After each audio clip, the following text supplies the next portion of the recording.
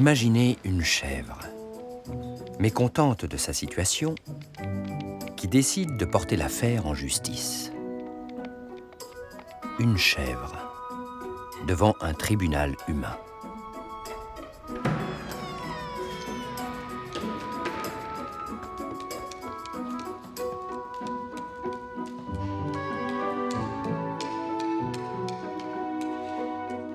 Imaginez la plaidoirie. La chèvre nous expliquant son univers de chèvre, car elles ont bien un monde à elles. Et d'année en année, la science nous en apprend davantage sur ces mondes animaux, les rendant moins bêtes.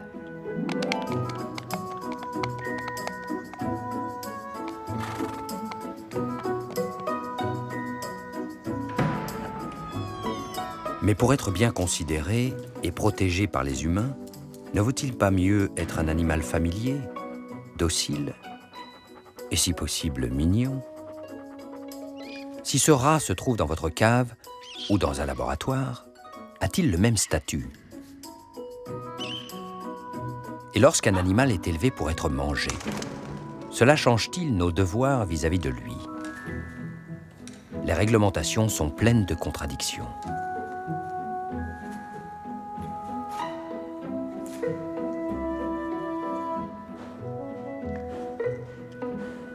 Le droit est-il à la hauteur de nos amis les bêtes?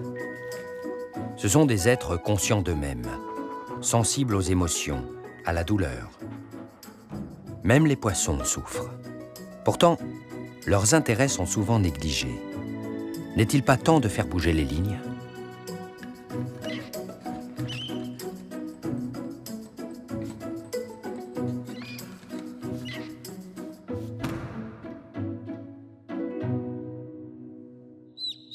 Prenons l'exemple des poussins. Est-il normal de les tuer à peine nés parce qu'ils ont la malchance de ne pas être du sexe dont l'industrie a besoin?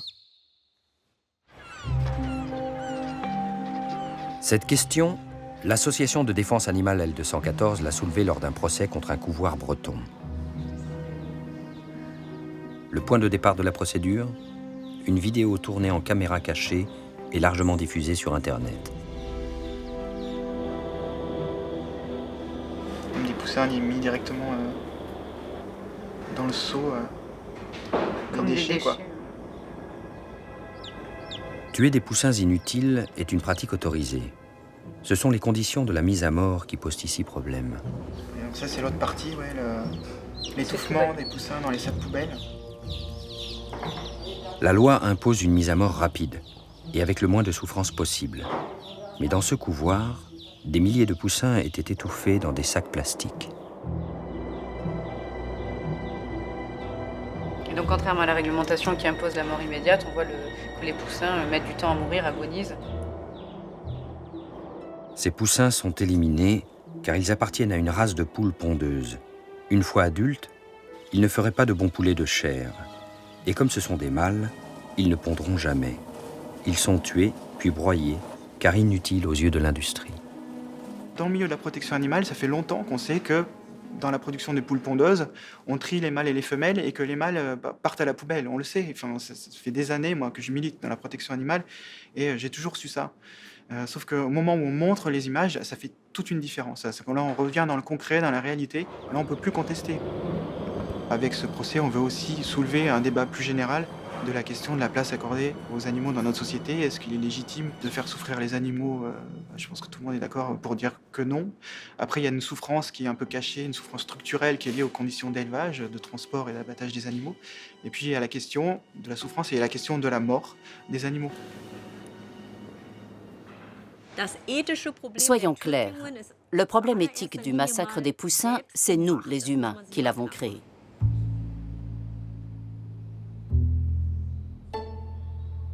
Spécialisée dans le droit international et animal, la juriste allemande Anne Peters s'est penchée sur ce problème d'élimination en masse des poussins. Dans son pays, le ministre de l'Agriculture a tout récemment voulu interdire le broyage des poussins mâles avant de faire marche arrière de peur que les éleveurs aillent s'installer à l'étranger. La nécessité de tuer des poussins est uniquement liée à une question financière. Cela est dû au fait qu'on élève différentes races. D'un côté, on veut des poules pondeuses qui produisent beaucoup d'œufs. Et de l'autre, des poulets qui grandissent le plus vite possible pour pouvoir les vendre et faire du profit. Du coup, les mâles sont inutiles. Le sort des poussins mâles dans l'industrie avicole est un symbole fort du rapport ambigu que l'homme entretient avec nombre d'animaux. Nous les élevons pour les manger, mais sommes malgré tout émus par le sort qu'ils subissent.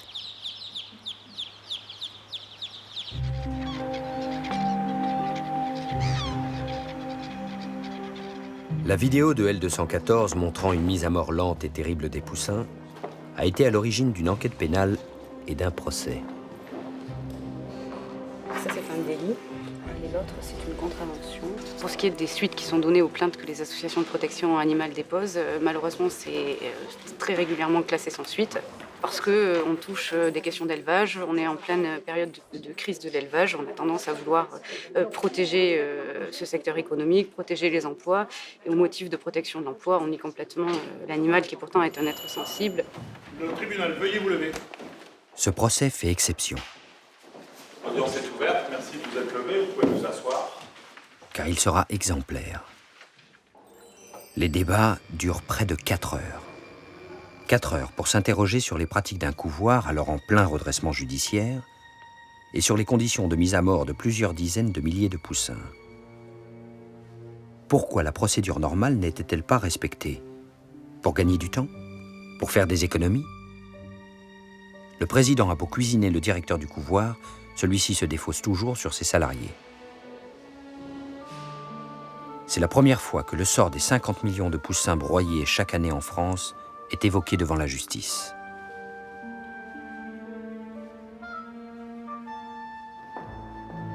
L'entreprise est finalement condamnée à 19 000 € d'amende et a d'elle-même cessé de faire éclore des poussins pour ne plus avoir à broyer les mâles.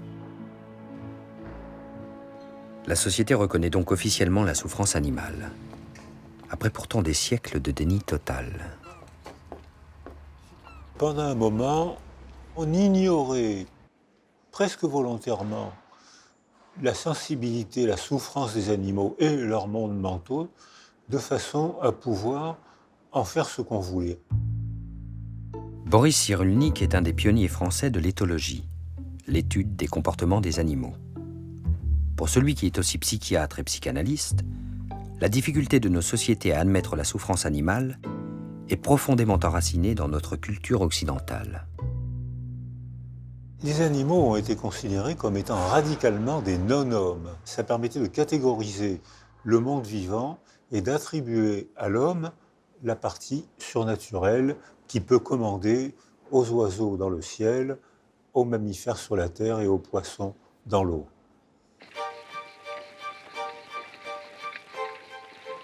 Au début du XXe siècle en Occident, l'animal-outil paie chèrement le prix de la révolution industrielle. On exploite à grande échelle sa force de travail et son corps. Car l'enrichissement de nos sociétés va de pair avec une demande croissante de viande. Aux abattoirs de Chicago, les plus grands du monde, on abat un bœuf toutes les 8 secondes, un porc toutes les 5 secondes. La course à la productivité dynamite l'élevage traditionnel. C'est l'industrie qui a aggravé le fossé entre les hommes et les animaux. Et alors là, on s'est tout permis de faire des tortures inutiles, de faire des expérimentations inutiles, de faire des massacres inutiles, le plus innocemment du monde. C'est-à-dire que puisque c'était des machines, on ne se posait pas de problème. Don't worry about it hurting them. Penicillin-injected rabbits are the healthiest in the world. They seem to enjoy their job of serving mankind. Après la Seconde Guerre mondiale, la science, elle aussi, utilise les animaux à grande échelle. Les expériences se multiplient, sans ménagement pour eux. On les utilise pour comprendre les grands mécanismes du corps, le sommeil, la vision, la douleur, le fonctionnement du système nerveux, ou pour préparer une sortie dans l'espace.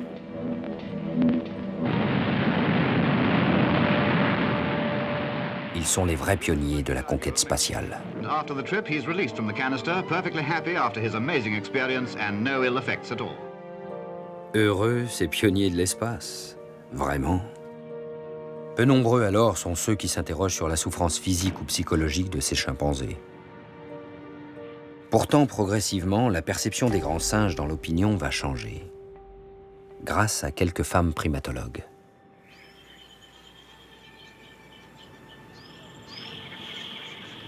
En 1958, dans la réserve de Gombe, dans l'actuelle Tanzanie, une toute jeune femme commence à observer les chimpanzés.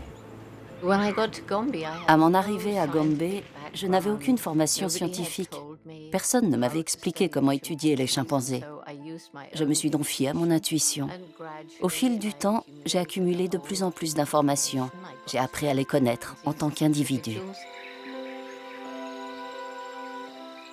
La jeune femme vit pendant des mois en immersion avec les primates et donne même des noms à chaque individu.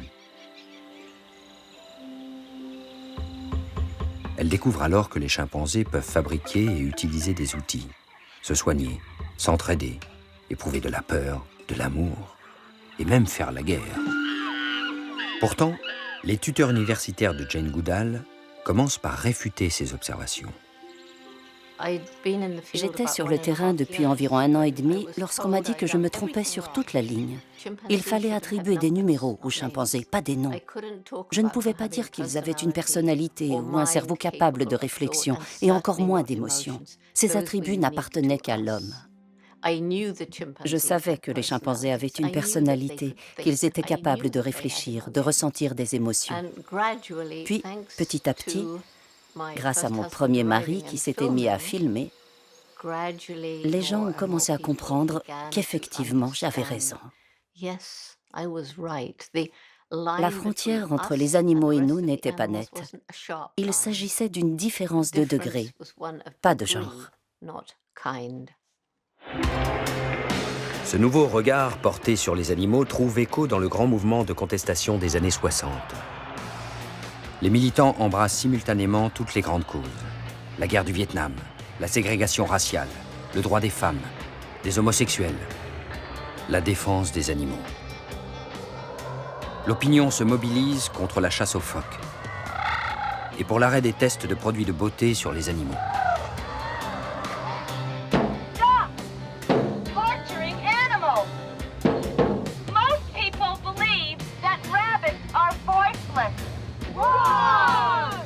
En 1980, un groupe d'activistes lance le boycott de la marque américaine Revlon. Ce petit groupe a choisi les cosmétiques comme cible, car premièrement, personne ne peut dire que les cosmétiques sont nécessaires à notre survie. Ce ne sont pas des médicaments qui sauvent des vies. Et deuxièmement, des expériences très cruelles étaient menées sur des lapins pour les tester. On leur mettait directement les produits dans les yeux, ils étaient enfermés dans des boîtes qui ne laissaient sortir que leur tête, ils ne pouvaient donc pas se gratter les yeux, rien. Et ils y restaient des jours entiers. À l'époque, Peter Singer est un jeune philosophe australien qui vient d'écrire un livre fondateur, La libération animale.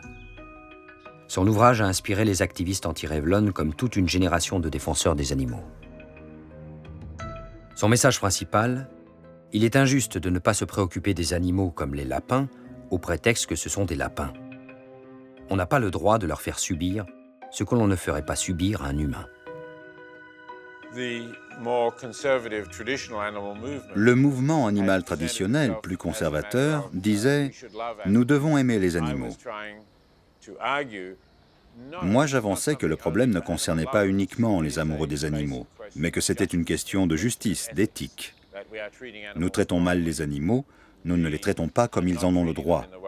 Si un être ressent de la douleur, sa douleur compte.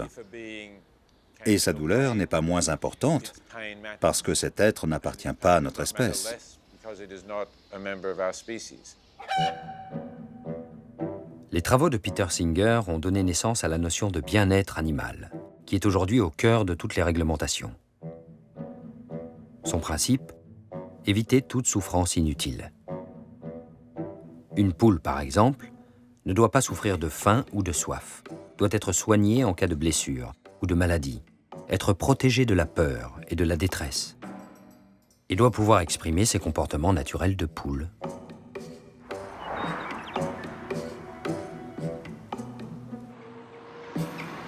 Au sein du département de sciences vétérinaires de l'université de Bristol, Christine Nicol a passé toute sa vie de chercheuse à étudier les poules. Ses travaux sur le bien-être des gallinacés ont permis de modifier la réglementation européenne concernant la taille des cages des poules pondeuses. Quand j'ai débuté, il y avait beaucoup d'élevage en batterie. Et chaque poule avait moins d'espace pour vivre que cette feuille de papier. C'était surpeuplé. Mais d'un autre côté, les agriculteurs, entre autres, disaient qu'elles s'habituaient à cet environnement, qu'elles avaient plein de nourriture, qu'elles étaient protégées des prédateurs et qu'elles pondaient plein d'œufs. Alors où était le problème? Le problème, c'est que les travaux de Christine Nicol ont permis de prouver que non. Les poules ne s'habituent jamais à ces cages. La chercheuse œuvre pour le bien-être des poules. Elle travaille avec des élevages exemplaires, comme Lawn Farm. Ici, pas de cage. Rachel Rivers élève ses 1100 poules pondeuses en plein air. 2 hectares pour picorer, découvrir, socialiser. Des poules heureuses, des poules naturellement curieuses. Aucune peur envers l'être humain. Elles suivent immédiatement tous ceux qui pénètrent sur un territoire qu'elles partagent avec un troupeau d'alpagas. Ils éloignent les renards et ce sont de parfaits compagnons pour les poules. Mais il y a un paradoxe de l'élevage en plein air. Il ne suffit pas simplement de mettre les poules dehors pour qu'elles aillent mieux. D'ailleurs, actuellement, le taux de mortalité des poules élevées en plein air est en moyenne supérieur à celui des poules élevées dans les nouvelles cages. C'est un peu gênant. On pourrait penser qu'en plein air, tous les aspects du bien-être sont meilleurs. Mais trop d'éleveurs ne savent toujours pas s'occuper correctement de volatiles en liberté.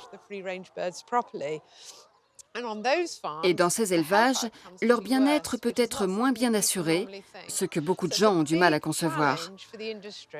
L'industrie fait donc face à un gros défi pour satisfaire les attentes des consommateurs. Ces derniers ne veulent pas de poules libres mais malades. Ils les veulent en liberté et en bonne santé. Les deux sont essentiels. Comme les consommateurs sont plus éclairés, le capitalisme doit prendre plus au sérieux certaines considérations éthiques. De toute évidence, le capitalisme est encore motivé par le profit. Il ne peut pas en être autrement, c'est sa nature. Mais les consommateurs ont le pouvoir de l'influencer de manière significative. Je crois que nous devons poursuivre le processus d'éducation des consommateurs pour que leurs choix tiennent compte de l'éthique. Des animaux élevés en plein air, dont le bien-être est assuré à toutes les étapes de leur croissance. Voilà ce que veulent les consommateurs les plus sensibilisés et ce que nous vend en général la publicité. Pourtant, aujourd'hui, la très grande majorité des produits animaux que nous consommons provient de fermes industrielles, d'élevages intensifs où les animaux mettent très rarement les pattes dans une prairie. Qu'est-ce que ça veut dire le bien-être dans ce cas-là? Je pense que l'élevage, il prend sens dans la relation avec les humains. L'élevage ne peut pas être industriel. En tant que philosophe des sciences, Vinciane Després s'est penchée sur le rapport homme-animal, notamment dans les élevages. Soit on parle d'élevage et on se trouve éventuellement avec un très gros troupeau, mais ça s'appelle encore de l'élevage, c'est-à-dire avec quelqu'un qui élève. Soit on parle d'industrie et le mot élevage ne correspond plus du tout à la réalité qu'on est en train de décrire et on parle de production industrielle.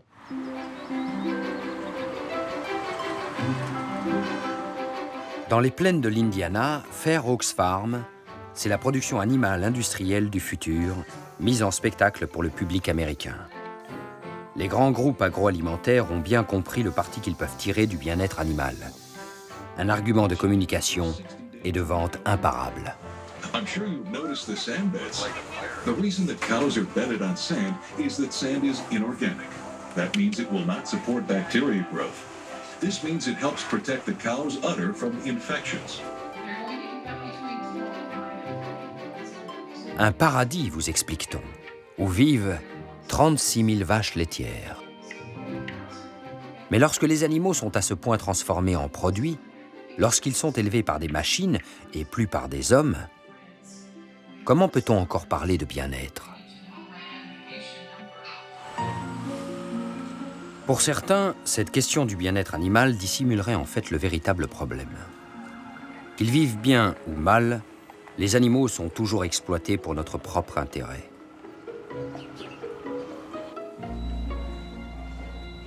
Professeur d'université, philosophe américain, Gary Francione est le chef de file d'un courant de pensée qui rassemble ceux que l'on appelle les abolitionnistes. Le bien-être animal peut également être contre-productif parce qu'il véhicule un message biaisé. Les gens se sentent autorisés à continuer de consommer sans culpabilité s'ils achètent des œufs de poule élevés en plein air ou du porc qui n'a pas été produit dans une cage. C'est bien, c'est moral. C'est comme demander si c'est mieux de battre un esclave 5 fois par semaine au lieu de 10 fois. La réponse est oui, évidemment. Mais ça ne veut pas dire que l'esclavage est moral. Ça ne veut pas dire qu'il faut soutenir l'esclavage tant qu'on ne bat les esclaves que 5 fois par semaine. Il n'y a pas de viande heureuse, il n'y a pas de produits laitiers heureux, il n'y a pas d'œufs heureux. Il n'y a que des produits issus d'animaux plus ou moins torturés. L'éthique animale implique l'abolition de l'exploitation animale.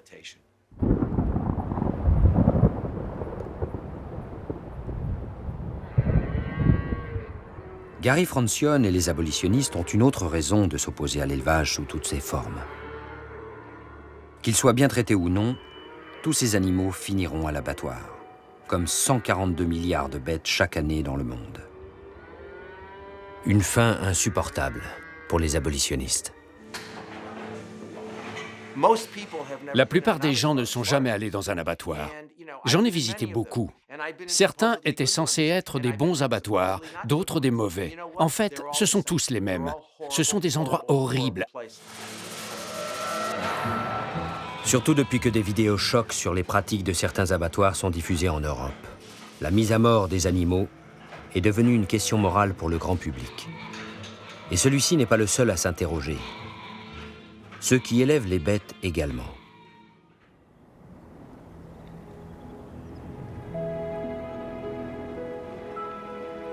Pour certains petits éleveurs, la question de la mort cristallise le rapport à leurs bêtes. Stéphane Caravagno et Muriel de Pouhon élèvent 200 brebis pour leur laine et pour leurs agneaux. Ils leur offrent une vie presque idéale dans les alpages. Mais quand vient l'abattage, les éleveurs ont le sentiment de ne plus rien maîtriser. Pour des raisons d'hygiène et de traçabilité, ils sont contraints de livrer leurs bêtes à l'abattoir. Des structures toujours plus grandes, plus industrielles. Nous, le fait d'imposer à nos animaux de se retrouver dans des bâtiments qu'ils ne connaissent pas, d'être tués par des personnes qu'ils ne connaissent pas, et de se dire que peut-être à cause de ça, ils vivent du stress, de la panique, ça nous rend tristes, ça nous rend même plus que tristes, ça nous fait vivre un certain malaise en fait vis-à-vis d'eux. Vu aussi tout ce qu'ils nous donnent, eux, le fait de nous donner leur viande, leur laine pour les mamans, on n'a pas envie que leur mort soit comme ça.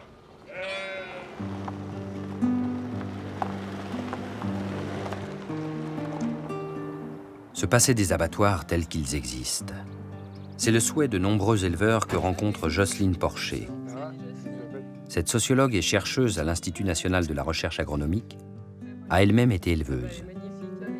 Elle fait partie d'un collectif, Quand l'abattoir vient à la ferme, qui milite pour des alternatives aux abattoirs industriels. Par exemple, des camions d'abattage mobile qui se déplaceraient dans les exploitations. Ce qui s'est fait un temps en Autriche, pour que les éleveurs retrouvent la maîtrise de la mort de leurs animaux.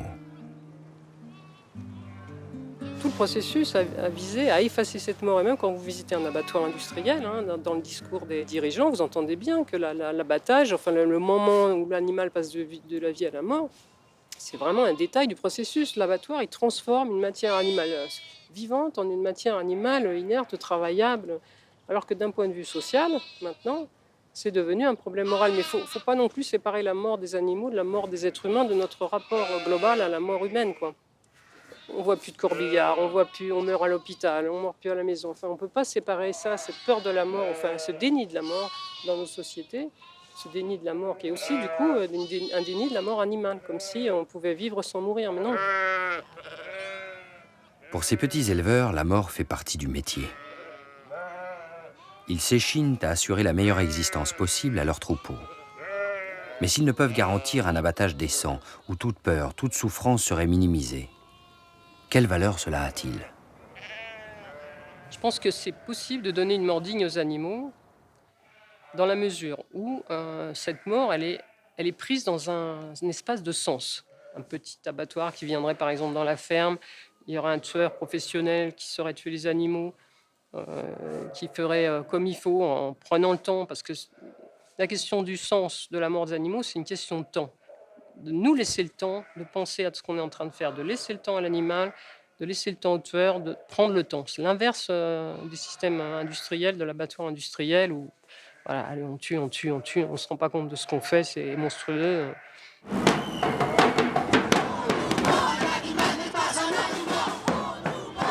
Monstrueux les abattoirs. Les abolitionnistes le clament aussi. Mais pour eux, ce ne sont pas seulement les conditions de mise à mort qui sont intolérables, mais la mise à mort en elle-même. Plus d'abattoirs, mais aussi plus d'élevage. Ils rejettent tout ce qu'ils considèrent comme une forme d'exploitation des animaux. Une véritable rupture pour ceux qui travaillent avec les animaux et la nature, comme le font les bergers depuis des millénaires. Si ça vaut plus la peine de manger de la viande de brebis, ça veut dire que c'est plus la peine de vivre avec des brebis. Est-ce que ça vaut plus la peine? Comment vont être les montagnes sans les brebis? Enfin voilà, c'est un ensemble. Il faut penser les choses et d'un point de vue historique et d'un point de vue géographique global. Des animaux dans le paysage de l'environnement, des animaux dans nos vies. Est-ce qu'on s'imagine vivre sans les animaux? À quoi ressemblerait un monde dans lequel les hommes renonceraient à travailler avec les animaux? Les abolitionnistes veulent montrer au plus grand nombre qu'il est concrètement possible de vivre sans produits animaux. On appelle ce mode de vie le véganisme. Et le salon Veggie World, c'est un peu sa vitrine à Paris. Vous avez de la levure, des aromates, vous avez un petit peu de champagne. En fait, c'est une alternative au foie gras. J'ai bluffé mon frère à Noël avec ça. Il a mis un temps avant de se rendre compte que c'était pas du vrai foie gras. Fausses saucisses, fausses viandes, faux fromage. Ici, on trouve tous les derniers substituts aux produits animaux à base de protéines végétales. Rien n'arrête l'imagination des véganes. Des gâteaux sans œufs, des fromages sans lait. Cette offre de produits véganes est beaucoup plus politique qu'il n'y paraît. Pour les associations abolitionnistes, c'est une mise en pratique de choix éthiques. Cette cohérence fait le succès de L214, l'association qui avait révélé l'affaire des poussins broyés et bouscule régulièrement l'opinion avec ses vidéochocs. L'accessibilité de l'alimentation végétalienne, c'est un enjeu fondamental. Plus il y aura des alternatives qui soient accessibles, faciles, c'est-à-dire si au coin de ma rue je peux trouver des produits véganes, eh bien, je ne vais pas hésiter longtemps, quoi. S'il y a un produit là, issu d'un abattoir, du saucisson, où je sais qu'il y a des cochons qui vont être gazés dans un abattoir, et à côté j'ai exactement le même produit, et c'est végétal, 100% végétal, mais je ne vois pas comment ça peut tenir longtemps, comment l'autre peut tenir longtemps, quoi. C'est coûteux éthiquement, c'est coûteux économiquement, il n'y a plus aucune raison de maintenir ça. Mais dans un monde idéal vegan, que deviennent les animaux d'élevage, puisqu'on n'en a plus besoin pour se nourrir? On utilise beaucoup ce terme libération animale, mais c'est une image. C'est de la même façon qu'on parle du mouvement de libération pour le féminisme, des choses comme ça, mais l'idée, c'est pas tellement de sortir les animaux des élevages, c'est d'arrêter les naissances, c'est-à-dire d'arrêter de faire naître des animaux qui vont être envoyés dans des élevages et qui vont alimenter cette machine des abattoirs. L'abattoir qui va engloutir les animaux, c'est plus d'1 milliard d'animaux chaque année en France. Mais à mon avis, je pense que c'est beaucoup plus intéressant de poser la question et de couper les robinets à la source des animaux. Je pense que les mouvements abolitionnistes, ce qu'ils veulent, c'est pas tellement libérer les animaux, mais c'est libérer le monde des animaux. C'est-à-dire libérer le monde de problèmes de conscience morale. Mais on ne libère pas le monde de problèmes de conscience morale. Et surtout pas en se débarrassant de ceux qui suscitent le problème. Je pense qu'ils rêvent d'un monde innocent et d'un monde parfait. Est-ce qu'on peut se nourrir de tous les animaux comme on l'a fait ces derniers siècles, ou est-ce qu'au contraire, on peut refaire ce qu'ont fait beaucoup de cultures, en sacrifier le moins possible? Plus on découvrira les mondes mentaux des animaux, plus quelque chose va s'interdire en nous. Même s'il n'y a pas de loi pour interdire de manger les animaux, quelque chose va s'interdire en nous. En attendant que notre sens moral nous amène à reconsidérer les animaux, la loi et le droit ont toute leur place dans l'évolution de leur statut. Un statut parfois peu enviable. Des porcelets dont on coupe la queue, qu'on castre sans anesthésie devant leur mère rendue folle furieuse. Les parlementaires européens et représentants d'associations de défense animale doivent avoir ce jour-là l'estomac bien accroché.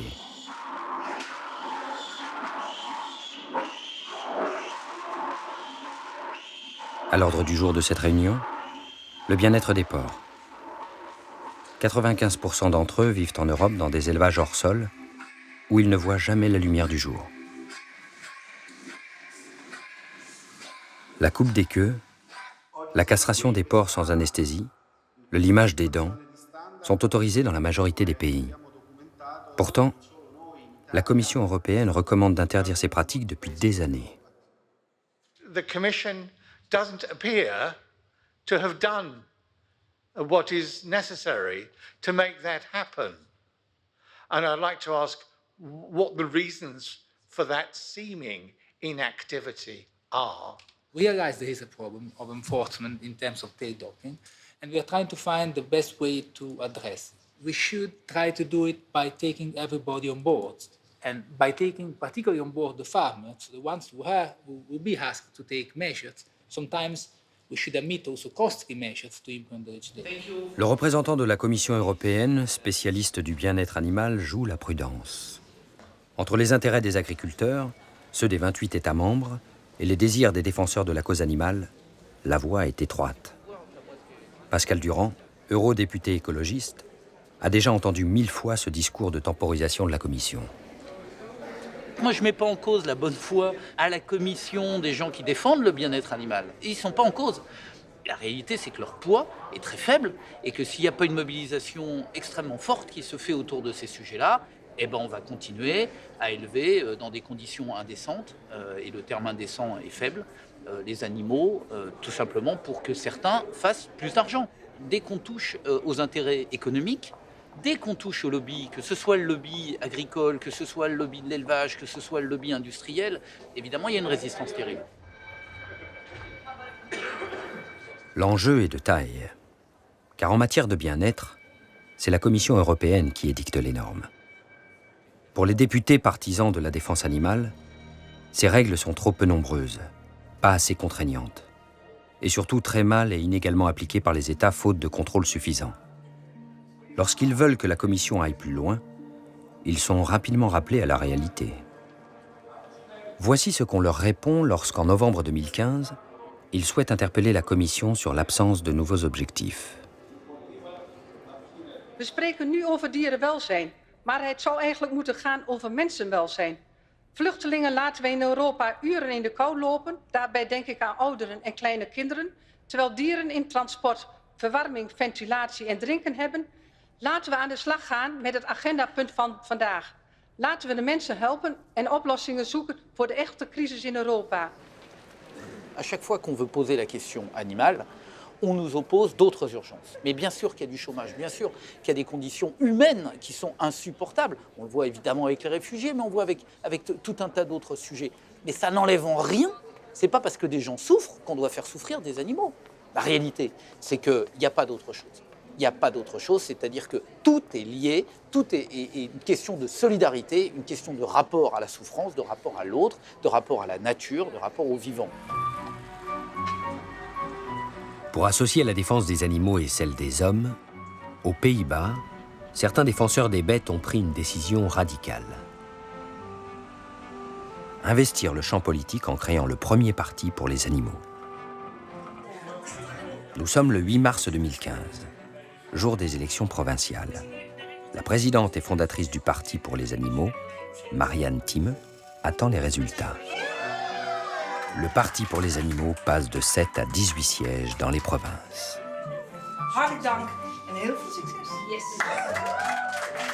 Grâce au scrutin proportionnel, il s'est fait une place dans le paysage politique néerlandais. Quand j'ai fondé le Parti pour les animaux, beaucoup de gens ont pensé « Et quoi après? Un parti pour les plantes ?»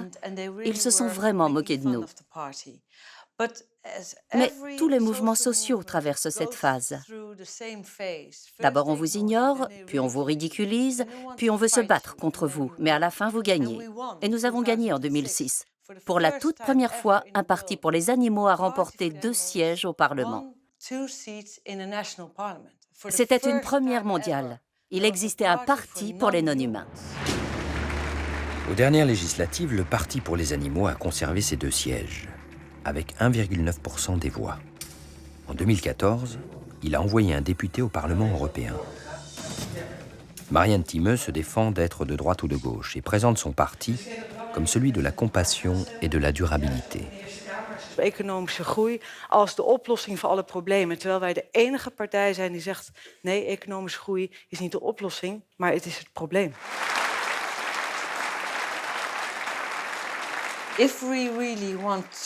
Si nous voulons vraiment nous diriger vers un monde plus durable, nous devons nous occuper des êtres les plus vulnérables, les animaux. Nous pouvons changer le comportement des humains et nous pouvons le faire par la voie législative. Nous avons réussi à obtenir un budget pour le développement des alternatives à la viande. C'était impensable il y a 10 ans. Un autre de nos succès est que la Chambre des députés a voté en faveur de notre proposition de loi pour mettre fin aux abattages rituels sans étourdissement préalable. Il est encore trop tôt pour savoir si Marianne Thieme réussira durablement à changer les choses aux Pays-Bas. Elle fait en tout cas des émules. Il y a aujourd'hui 16 partis pour les animaux dans le monde. Investir l'arène politique n'est pas la seule voie pour faire progresser la cause animale. La Suisse est l'un des pays qui a les lois les plus protectrices. Dès 1973, la protection animale était inscrite dans la Constitution. Celle-ci stipule aussi, et c'est unique au monde, que la dignité animale est protégée. Cela va plus loin qu'affirmer le caractère sensible de l'animal. Et cela a des conséquences très concrètes pour les animaux suisses et leurs maîtres. En animalerie, il vous sera impossible d'acheter un rat seul. On les vend par 2 parce qu'ils ont besoin d'un contact social avec des congénères de la même espèce. C'est important pour eux. Il y a certains animaux qui ne supportent pas la solitude et du coup, ils ont tendance à se laisser... Ils peuvent partir en dépression, voire arrêter de manger et carrément mourir. Les gens travaillent toute la journée. Souvent, ils s'occupent de leurs animaux le matin et le soir. Donc du coup, le fait qu'ils aient au moins un contact entre eux, c'est important. Cette obligation s'étend à toutes les espèces sociales. Les cochons d'Inde, gerbilles, chinchillas. La plupart des rongeurs ne peuvent être détenus individuellement. Les animaux doivent aussi pouvoir assouvir leurs besoins élémentaires et avoir à leur disposition des cachettes, des objets à ronger. La loi suisse sur la protection animale interdit également de séparer les oiseaux qui vivent à 2, comme les perruches qui forment des couples à vie. Cela signifie que les animaux ne sont pas seulement protégés de la douleur, des souffrances et des préjudices. Ils ont aussi le droit d'être ce qu'ils sont. Avocat spécialiste du droit animal, Antoine Goetschel veille à ce que toutes les lois sur la dignité soient respectées. Dans le canton de Zurich, il a même occupé de 2007 à 2010 une fonction unique au monde, avocat des animaux. Pendant cette période, quelques années et une barbe en moins, Antoine Goetschel est rémunéré par le canton pour intervenir dans la procédure pénale et prendre la défense des bêtes maltraitées ou abandonnées. Il traitera près de 200 dossiers par an, là où dans d'autres cantons, les dossiers similaires se comptent sur les doigts d'une main. Et surtout, il sert d'aiguillon à la justice helvétique. Les fonctionnaires de police, les tribunaux, les procureurs sont nettement plus impliqués. Ils ont pris conscience que la loi sur la protection des animaux doit être appliquée au même titre que celle sur la protection de l'environnement ou sur la circulation routière. La question n'est plus de savoir si on veut ou non l'appliquer. C'est une loi comme les autres. Antoine Goetschel prend des initiatives qui vont lui assurer la gloire médiatique en Suisse, mais aussi beaucoup d'ennemis.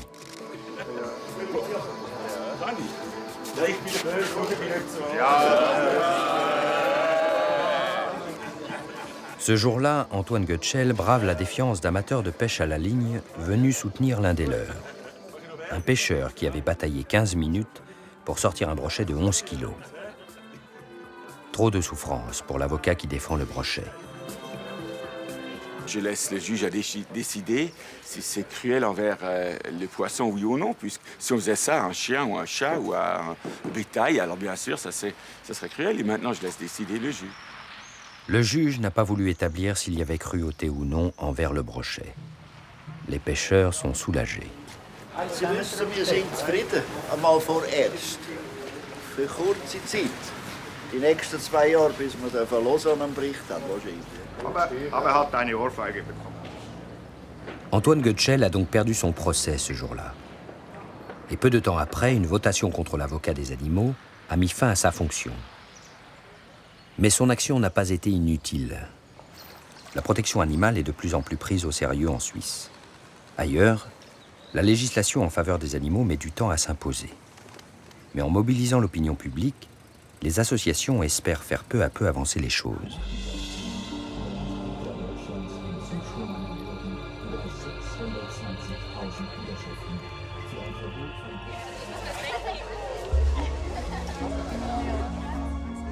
En août 2014, devant la porte de Brandebourg à Berlin, l'association de défense animale PETA tente de sensibiliser les passants au sort des animaux sauvages dans les cirques. Elle voudrait que la loi allemande interdise leur utilisation. L'association dénonce leurs conditions de détention. Des cages de quelques mètres carrés où les félins, par exemple, ont bien du mal à combler leurs besoins physiologiques de grands espaces. Ces animaux finissent par développer des troubles du comportement. La législation qui les concerne en Europe n'a rien d'uniforme et de rationnel. Certains pays interdisent pour les cirques les animaux nés dans la nature. D'autres, certaines espèces. D'autres, la plupart des animaux sauvages. D'autres, tous les animaux sauvages. Et certains interdisent tous les animaux, quels qu'ils soient. En France et en Allemagne, aucune interdiction nationale à ce jour concernant les animaux de cirque.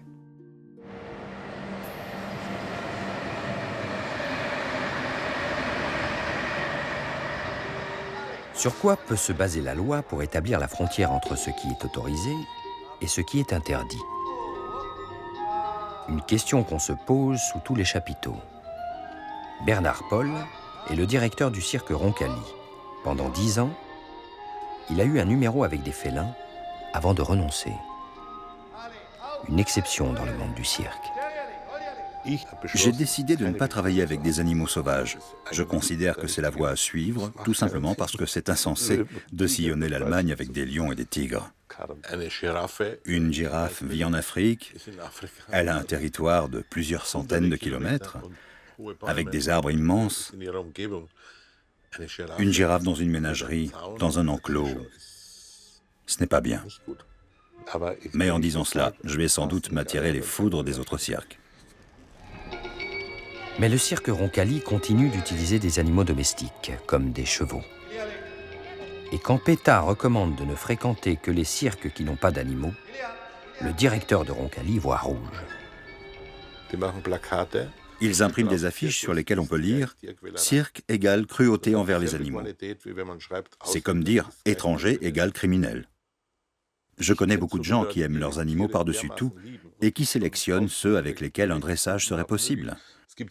Il y a les animaux domestiques et les animaux sauvages, d'accord. Mais l'homme vit avec les animaux depuis des millénaires. Que faire? Faudra-t-il renoncer à l'émotion que procure un animal et se contenter de substituts? La frontière tracée par la loi doit-elle distinguer des catégories d'animaux? Ou est-ce plus complexe? La question n'est pas élevage ou sauvage. La question est, est-ce qu'il y a des animaux qui semblent heureux à travailler avec l'homme, avec les humains, et pas avec tous les humains, avec de bons dresseurs, et des animaux visiblement qui sont profondément malheureux.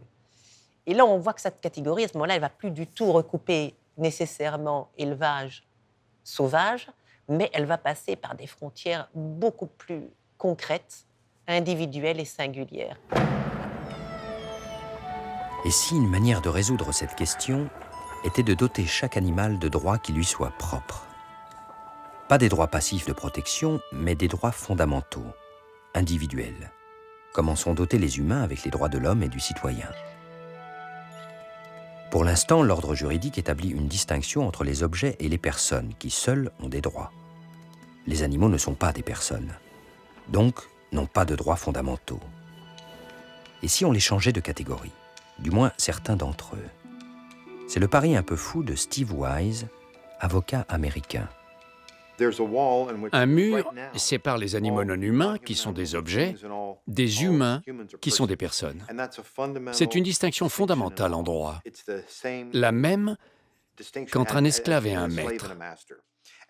Donc aujourd'hui, si vous vous présentez devant un juge, il va se contenter de regarder l'espèce et dire « La seule espèce à qui nous accordons le statut de personne est l'espèce humaine ».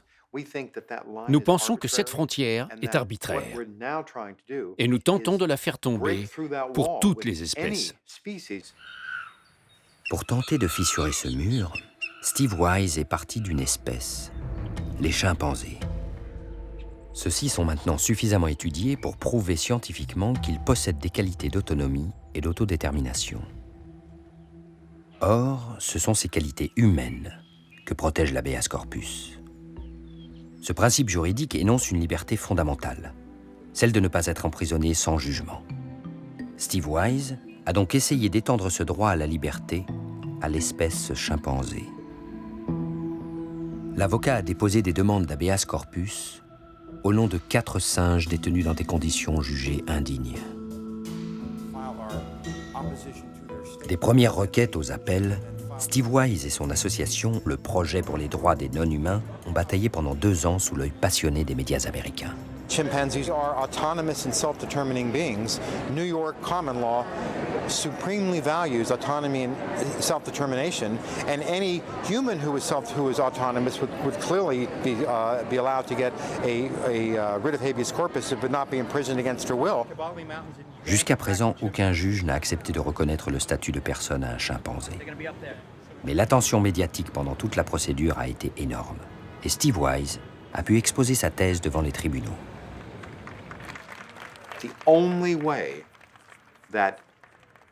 La seule façon de protéger les intérêts fondamentaux des humains, c'est de leur octroyer des droits fondamentaux. C'est exactement la même chose pour les animaux non humains.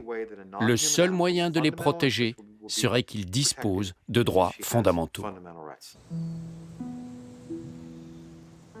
La méthode Steve Wise fait école. Sandra, une femelle orang-outan de 20 ans du zoo de Buenos Aires, a obtenu en 2014 ce qui a été refusé aux chimpanzés, l'habeas corpus. La justice argentine a considéré que Sandra avait des sentiments, qu'elle était une personne non humaine, illégalement privée de liberté. Depuis, ses conditions de vie au zoo ont été améliorées. Mais impossible de remettre Sandra en liberté. Elle est trop âgée et n'a connu que la captivité. Il faut qu'une réserve naturelle l'accueille. La stratégie du droit des animaux a ses limites et ne fait pas d'ailleurs l'unanimité. Ces droits, ils vont être attribués à certains animaux, évidemment. Et certains animaux qui sont ce qu'on appellera des élus juridiques. Ce seront des chimpanzés, ce seront éventuellement des dauphins et quelques animaux qui sont particulièrement charismatiques. Et qu'est-ce qui va se passer? Ce qui va se passer, que c'est la frontière qui était déjà entre les humains et les animaux, elle ne va pas être mise en cause du tout. Au contraire, je pense qu'elle va être renforcée et durcie. Et c'est là où il y a un problème, c'est que finalement, cette frontière qu'on va reculer en faveur de quelques-uns, eh bien, on va se retrouver à être encore plus injuste, parce que c'est certain qu'il y aura des droits pour les chimpanzés, si droit il y a. Il n'y aura pas de droits pour les rats, il y aura peu de droits pour les cochons, et il y aura peu de droits pour... Enfin bref, et on va s'arrêter où? La question de la frontière reste sans réponse claire. Sur quels critères se baser pour accorder ou non des droits? Et d'ailleurs, cette revendication des droits pour les animaux est-elle au fond réaliste? Débattre de la question des droits est une bonne chose. Pour lancer la réflexion sur certains problèmes de société, il est nécessaire de défendre des positions extrêmes. Généralement, la société évolue ensuite vers une voie médiane. Mais s'il n'y avait jamais eu de proposition extrême, personne ne se serait réveillé. Un réveil d'autant plus nécessaire que nos amis les bêtes ont plus que jamais besoin de voir leur sort s'améliorer. Recourir au droit est une piste parmi d'autres pour y parvenir.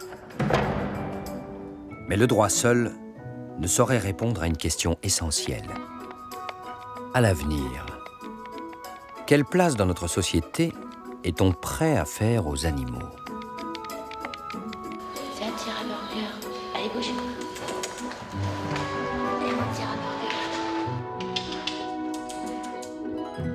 Allez, bougez. Doucement, à ta place, là. Douce, à ta place. Non, à ta place, à ta place. Allez, allez. Allez. Hop, hop, c'est parti, là.